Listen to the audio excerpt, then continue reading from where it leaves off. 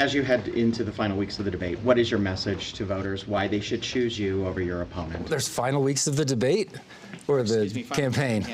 I'm just joking with you, Ben. No, my message is we've got clear results and we've got a lot more to accomplish. And I was able to share a lot of those results today, what we've done for Hill Air Force Base. The working families tax cut was one of the most important things we did because we made it permanent. Right? And I'm just trying to emphasize the importance of that because everything that took place in 2017 was really good policy, right? And we saw economic growth, we saw revenue growth, we saw a lot of really good things happen, but there was a timeline on it. And unless we had the trifecta, White House, House, and Senate all in the right moment, fortunately we did before those tax cuts expired.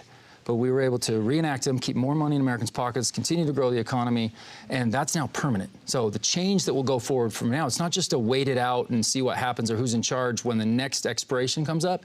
It's, this is permanent. There's a lot would have to fall into place to change this, and it's really good, strong pro-growth policy. Given the flashpoint of controversy surrounding data centers, what do you think the role of Congress is in these things, given that Americans do have significant concerns about them, at least what polling shows? Yeah, right. I think majority of it is in the local control. You've seen that, right, what we're dealing with right now, and I think leaders are catching on like, oh, wait, the public is going to provide some input. And they're responding, which is a good thing. But should have taken place earlier. The federal government, with regards to data centers, so here's the way you look at AI policy in general, right? And I'm going to oversimplify it because I think that's important for not only myself, but the majority of the public. There are two aspects to AI. There's the generative computing power that we have to make sure is strong, can outpace China and other adversaries, but then there's the applications that come off of it. And so, like, we've got really good, solid legislation of something I'm really concerned with. I have a son that's special needs on the autism spectrum, and I could see him easily getting duped with a child toy with an AI chatbot in it. And that can manipulate young minds into doing things that are, foolish, but also nefarious and very dangerous. So the applications that come off of AI, this revolution of AI, those are important to get out ahead of and not make mistakes and then ultimately look back and find out, oh man, we should have been able to address this. So that's the difference: the generative computing power and the application off of it. And the application is where a lot of good work can be done at the state and the federal level. Congressman, I know you've spoken publicly about this before, but I asked your opponent about it, so I want to give you the chance to respond here. There's a lot of talk of federal spending today, and so I want to raise a couple of items around federal spending that have made headlines quite a bit recently. One of those is President Trump's Justice Department's anti-weaponization fund, which it said it would put on hold today. And the other is the ballroom that's being built onto the White House. So I hope you can share your thoughts on those pieces of spending and what Congress should be doing as that is being pushed by the White House. Absolutely. The $1.8 billion fund obviously landed like a lead balloon in Congress. And we get a lot of criticism for not, pushing back, but that was clear. Members of Congress made it very clear to the administration that that was not an acceptable policy. And I'm thrilled to have seen the administration make that decision today to pull back on that. It's the right decision. Senators were dealing with a bill, not necessarily related to that fund. But even though it wasn't related, sometimes it's like, hey, well, it's not related to this. We still got to get this done. But they were saying, look, we're really frustrated at this, and we're going to hold on this until we get that. That was a great, something that we can show. And look, the administration was receptive towards it, and they should be lauded and recognized for being able to take some give and take. With regards to the ballroom, the vast majority of this money needs to be privately raised. The president is committed to that. If there's safety concerns and it's going to be a part of the White House complex, we need to make sure the Secret Service has what they need. But the numbers that I'm hearing are tough. Those will be very difficult to accomplish. And so hopefully we can scale that back and do that in a more reasonable way and see where that goes. Again, I'm not in the day-to-day. No members of Congress are in the day-to-day on how that ballroom is going. It's an executive action. But we need to be very responsible, taking it piece by piece. Safety is a big concern. We do need to support the Secret Service, but those are big numbers, and we probably got to scale that back. Do you believe political violence is an issue on the left and the right, and what have you done to kind of cool down the conversation? Yeah, I mean, it's obviously an issue. We've seen tragedy hit on in our own state with regards to the Charlie Kirk murder. What happened in Minnesota was horrible, and there's constant threats, and then President Trump has had real threats on his life. So yes, it's a major issue. I try to keep my tone in a policy-driven, respectful way. I think people have noticed that about me, and I'm going to continue to do so. Stay positive, stay above the fray, run positive campaigns. That type of stuff is important to me, and we'll continue to do it. Congressman, you talked about AI transparency and keeping kids safe from chatbots and that sort of thing.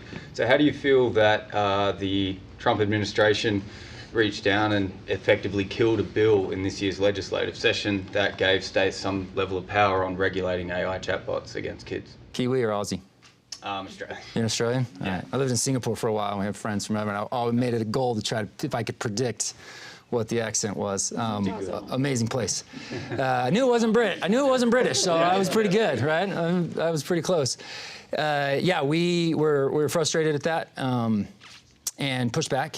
Doug Fiafia is going to be very mad. I flubbed his name. That's unforgivable, right? And I'll just have to work on that with Doug in a separate time.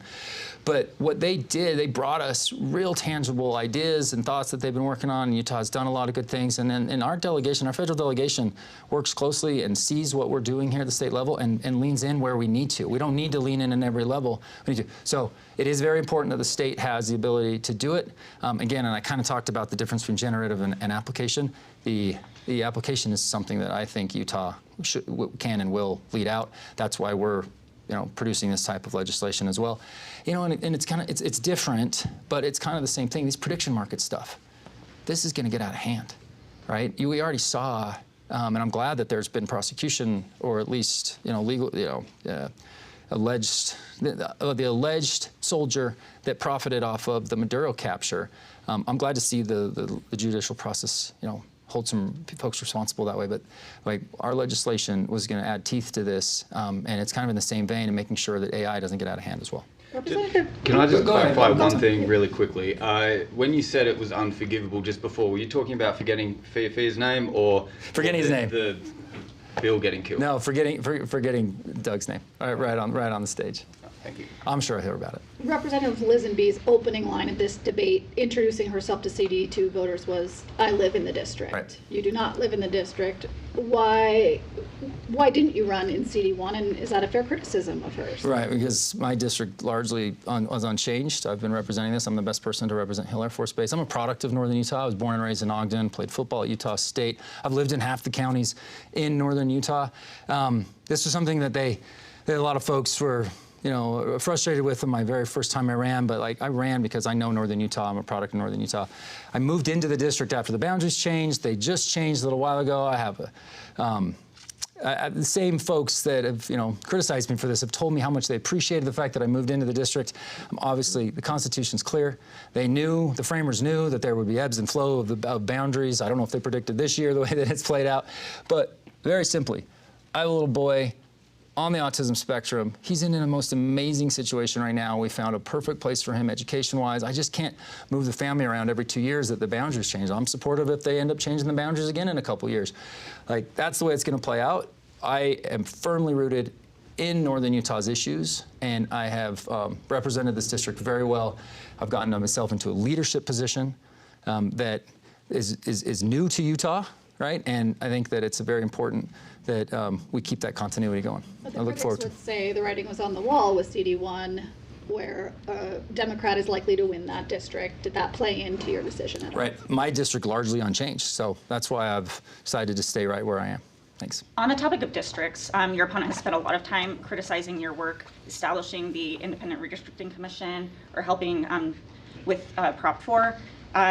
She was part of the Republican supermajority in 2021 that voted to reject the commission's maps. I'm curious if you can speak a little bit about the Redistricting Commission's work back in 2021. And, as your opponent said today on the stage, that gerrymandering is bad, whether it's from Republicans or Democrats. What are your thoughts on the work the commission did and then Utah's legislature rejecting that? And this will be our last question. Great, and we actually got to talk pretty substantively about it, so I won't rehash a lot of what was already said. But we can't disparage.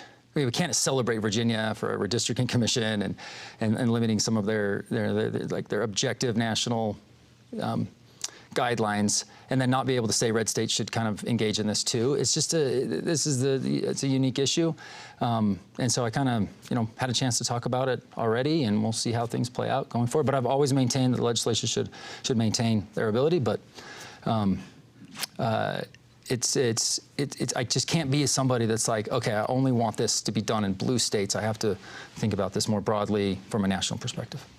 Thanks. Great. Thanks, everybody. Appreciate it.